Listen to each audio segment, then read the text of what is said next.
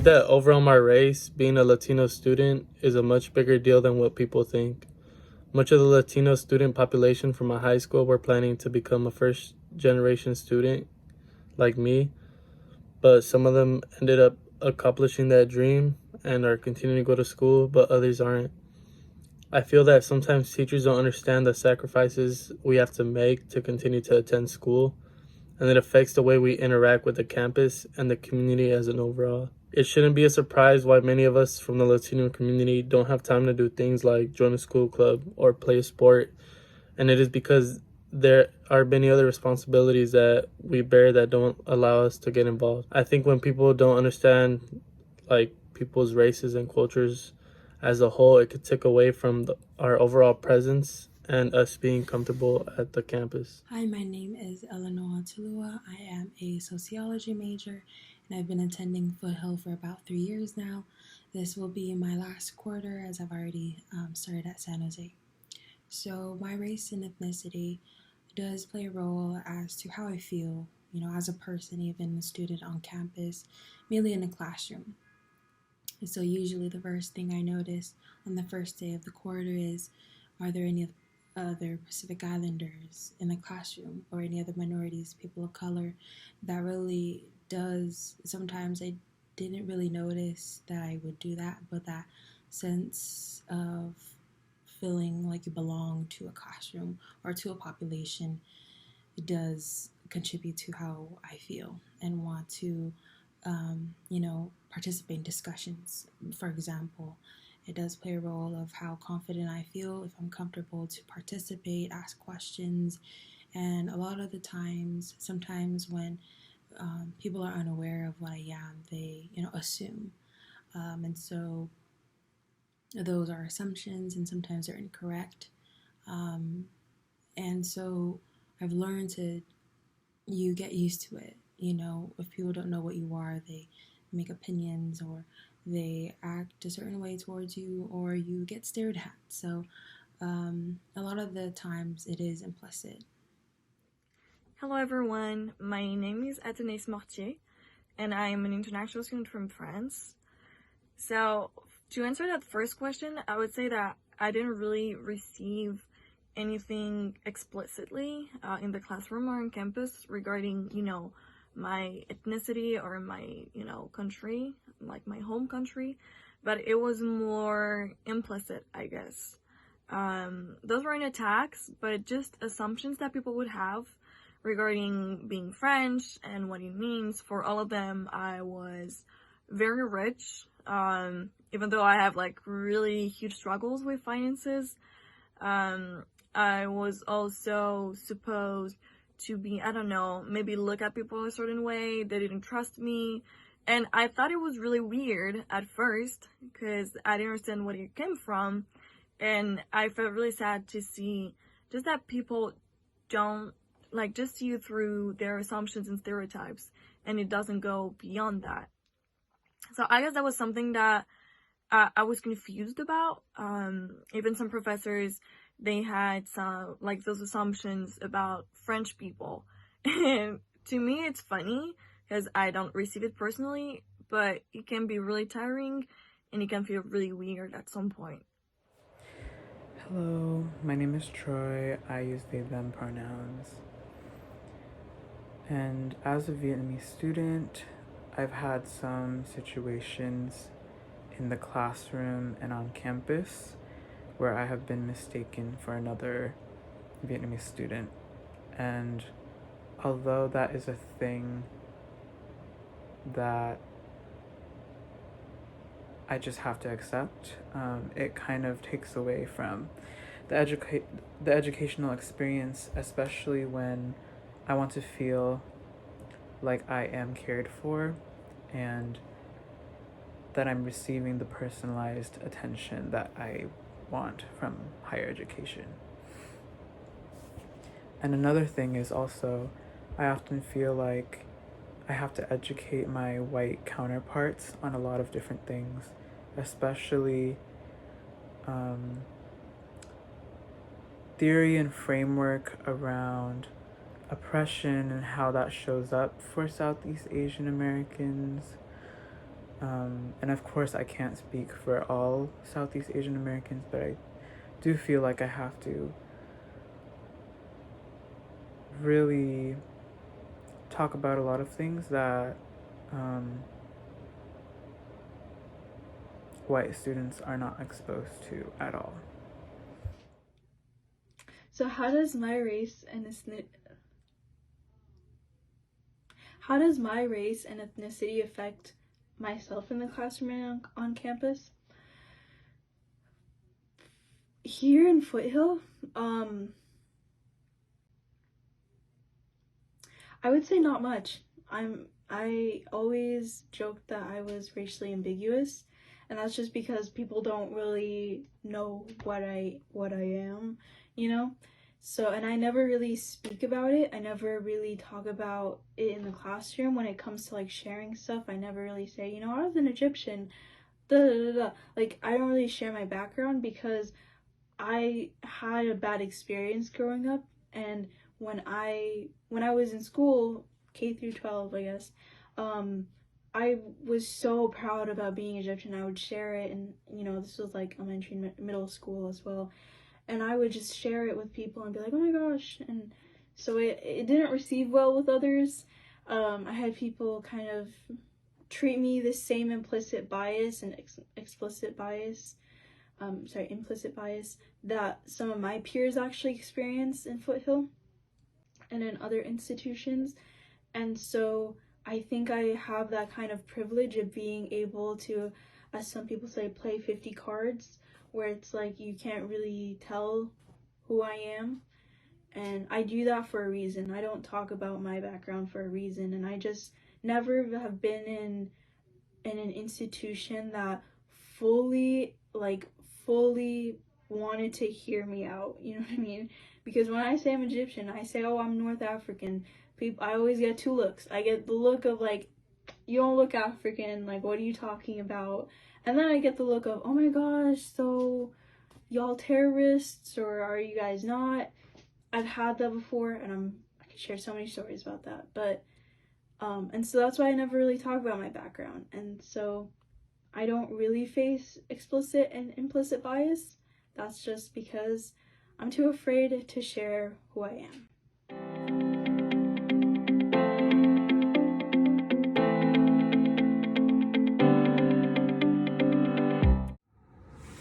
I think that helping people from different races and backgrounds is difficult, but I feel like it's a part of being a teacher who guides these young men and women transition into the real world.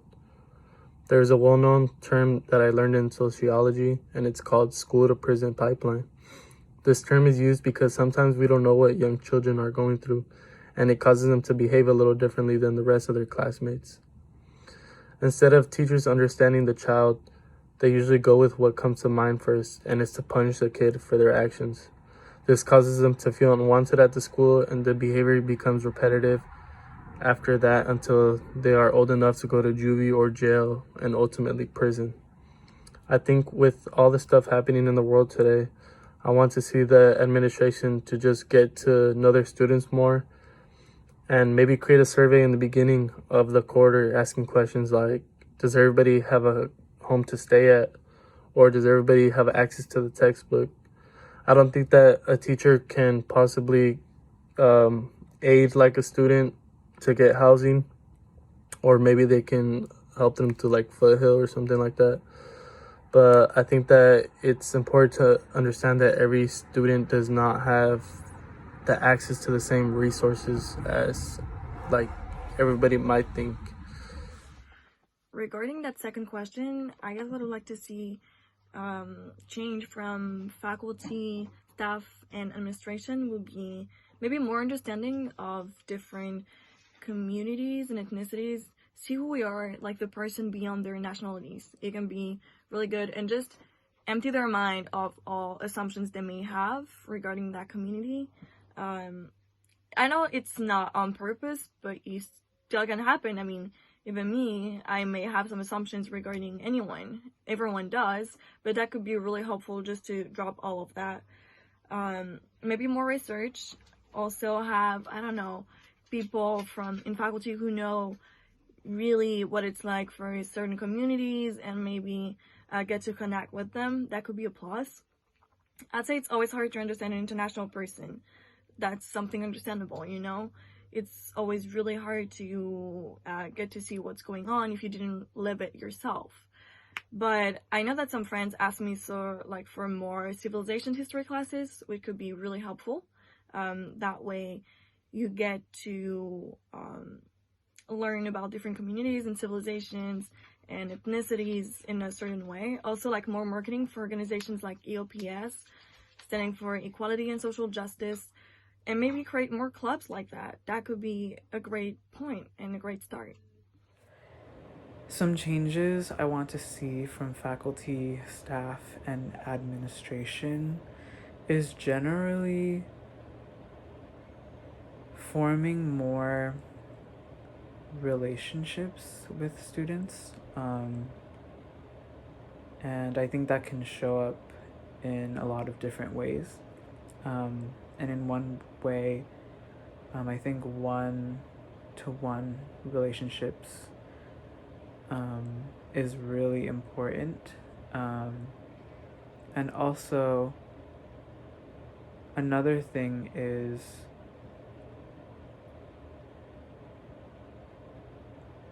I think there should be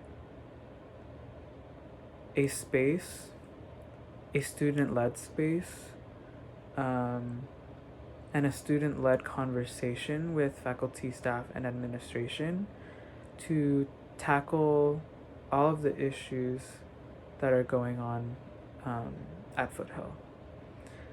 And I don't think it should be led by certain student government leaders. I don't think it should be led by any administration. I think it truly should be led by the people that are being impacted by these issues, which are the students, especially the marginalized students. They need to be able to be given the agency and the control to see what different solutions are brought up and to see if they're realistic and if it's if it solves what they need. I want to see that they actually truly care about equity and care about the things that will bring equity. You know, we can definitely sit here and say, oh my gosh, I love equity, like I want to bring equity into this and equity this and equity that. But when we look at it in an institution, we have a lot of work to do. We really do. And even if we don't want to address it, it's part of the problem that we have a lot of work to do. And to see that work, to give people the ability to talk about the implicit biases and everything that have held a lot of people down, except white people, from being educated, that's something that needs to be talked about. You know, as a student, that's great to see like a syllabus that has like, here's what equity means. Like, that's great, wonderful. You can talk the talk, but are you gonna walk the walk? Are you actually gonna have equity built into your curriculum? Are you gonna talk about the inequality that your field has? Are you gonna talk about these things? I mean, one of the most inspiring things that I had was a stats teacher who actually showed us the stats of what it means to be Black in America, what it means to be not white in America. And that's amazing to me, and that's something I want to see other professors do. That's something I want to see administrators look at as well. You know, I learned things in a math class about social justice that I didn't even learn in other classes. Like, that's amazing to me. That's something that I want other classes to have. That's something that I want faculty, staff, and administration to understand is you have the space, so talk about it. You have all the years, you have the space, you have the emotion, you have everything here. Talk about it. Talk about it and be vulnerable about it. Because if you can't be vulnerable about it, you can't say, hey guys, we really need to talk about this. Here's some things that I've done that, you know, I don't feel good about. You're building a space, and you're gonna struggle at first, but you're building a space, and that's something that's very important.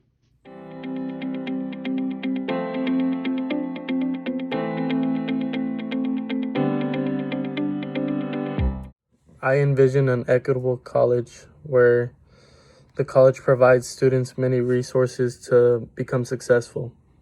I also envision it where every student feels comfortable in the classroom and with the students around it. So just to have an environment that suits everybody, although that may be really hard, it's something that you can always improve upon.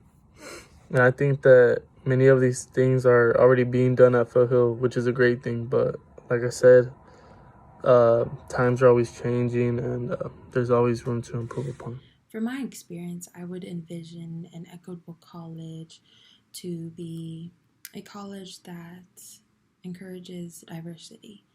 That sometimes can be overlooked, diversity as a word, but in the matters of faculty, is there a good representation of our faculty members? Is there a safe space for all students, different backgrounds, different races and ethnicities?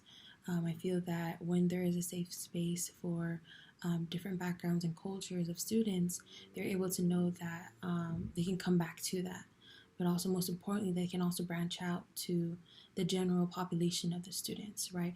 They're able to feel like they're comfortable to advocate for their voices, to be able to relate to other students, and really feel that they can participate in a college, that they aren't intimidated because only a certain group of students are represented, and so they feel as if they are belittled or they aren't good enough or knowledgeable enough to be able to attend or to represent who they are to the college. So an equitable college will continue to emerge if we make more steps to it and acknowledge it. From my point of view, I guess like an equitable college would, as I mentioned earlier, have some civilizations history classes, which would help get more information about different communities. And when you get to talk to people, you learn about facts and not stereotypes or what you heard before at home or with your friends or on social media. It can be really different and really apart from reality. So that would be, I think, a great start at a more equitable college. Also, I guess, show that there isn't only one way to study. I mean, we all are from different backgrounds. We all got to live our education a different way and go through life a different way. So just there are different backgrounds, and we need to acknowledge that and not just say that there is only one way in the world that can work. We have many of them, even though we came to the US and decided to work on that way. Just understand that we had some kind of past and that we didn't work the same way before. And yeah, just have no pre-made stereotypes and stigmas and assumptions about whatever community you may think of. From my experience, I envision an equitable college to be one that is serious about how they show up for students. It should not be the goal to market the school as a woke and social justice oriented school. The goal should be to be transparent and realistic about how the school is run. And if this school, if administration is truly serious about facilitating a safe learning environment, then with every serious incident that impacts students, especially marginalized students, there should always be a conversation with those impacted, and other community members to be able to create an action plan that really addresses the root causes of those incidents. There should be a really clear plan on what steps are going to be taken in order for those incidents to never happen again. And I think one thing students really need is just honesty. We just want transparency and honesty about how the school handles certain things. And time and time again, there's so many higher education institutions that try to go around and try to respond to these incidents with really vague and ambiguous answers that don't really do anything. And it's really sad to see. So to me, what I envision an equitable college to look like, it's one that actually puts effort in building a structural, equitable community. And it's not one that... Let me try this again. I just want to make another video. I'm gonna try this again. Okay, I'm just gonna read off my script. Okay. How do I envision an equitable college? To me, a real vision of an equitable college is one that puts effort into building a structural, equitable community. And understanding that you're investing into something. So you're not gonna see results right away. You're not gonna see the results that you want to see right away. And that's okay. And that's something that we need to understand. It's okay to see low enrollment numbers in a program or in a class. It's okay, because in the end of the day, you're investing in equity. You're making a sacrifice to stop something, to stop a systematic oppression, and it's gonna take time. It's not just moving pieces around and being like, all right, we're done. Like, no, you're rebuilding it. You're rebuilding the structure. And so it's going to take time, and that's something that's very important. And that's something that I envision in a college, is a college that's willing to struggle and willing to have those zeros in the beginning and having that 5 or that 15, numbers. So that's what I see. And one thing I want to add, though, is to really know that if you're in an equitable college, to me at least, if you really want to see where we are in equity, just ask yourself this. We all have diverse backgrounds, so if you share your diverse background and you share your stories, do you become a token to people? Do you get show ponied around to tell other people about your own experiences? Or do you actually have people listen to you, and you actually have change happening, and you see that people are willing to struggle to get that change made?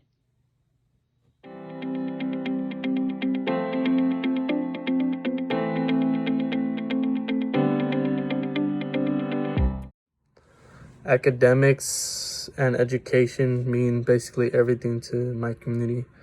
I feel like it's something our past generations came to understand, that if you have an education, it will kind of take us out the many struggles that we are facing now.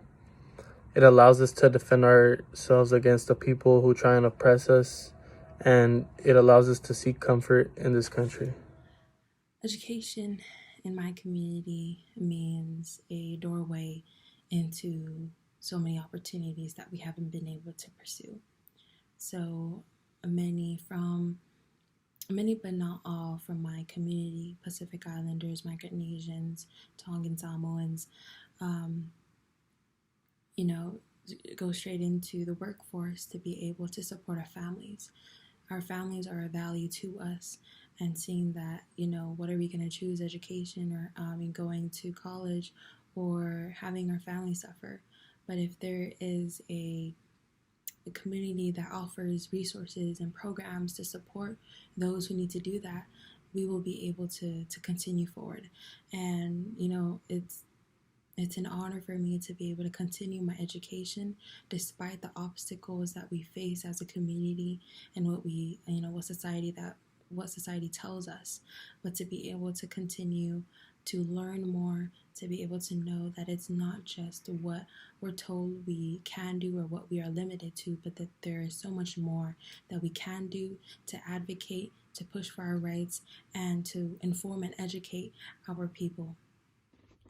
So in my community, mostly in my country, it's really important. Studies and higher education, getting a degree is one of the most important things that we get. Like, we learn about that ever since we enter, let's say, elementary school. We're just told, well, what will you do after? And for most of us, I know that our parents expect us to become, I don't know, doctors or, those kind of jobs. And I know that for me, there has been a lot of sexism in my education, especially at school. I used to hear that, less females would go to college than males, and I always thought that I was set to failure just being a girl. So that is something that it took a long time for me to understand that it wasn't true, and I had the same options that they did if I fight for it. And I know that sounds weird because I'm from, a developed country, but that is kind of what we're taught in school.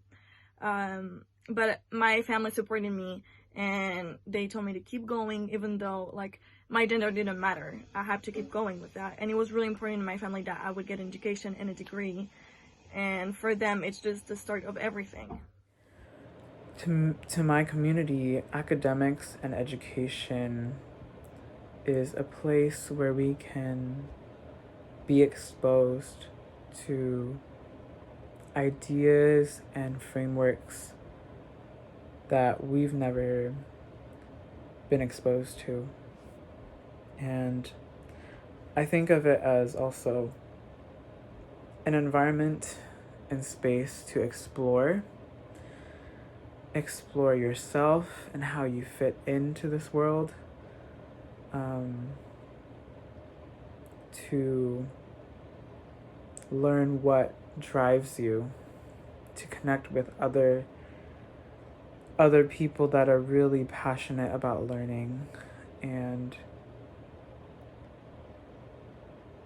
just creating, whether that's creating art or creating knowledge.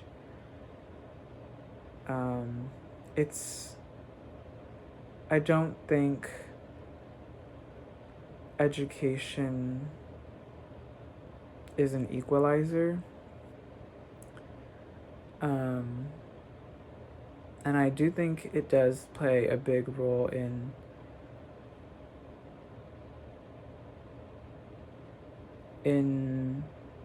making a lot of students feel more quote-unquote liberated.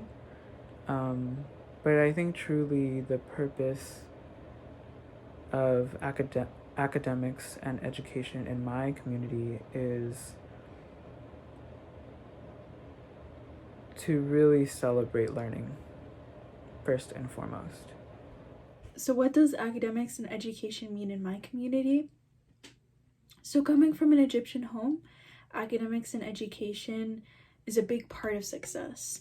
And that's because I grew up in a family of diplomats, lawyers, doctors, political analysts, you name it, we have one.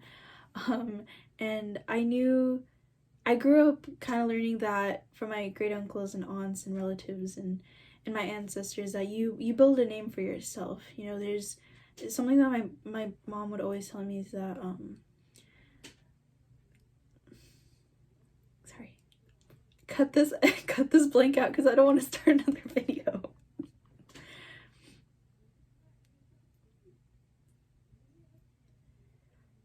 Something that my mom would always tell me growing up, and my relatives would tell me this too, is لازم تشتغلي في الأول عشان تستريحي في الآخر.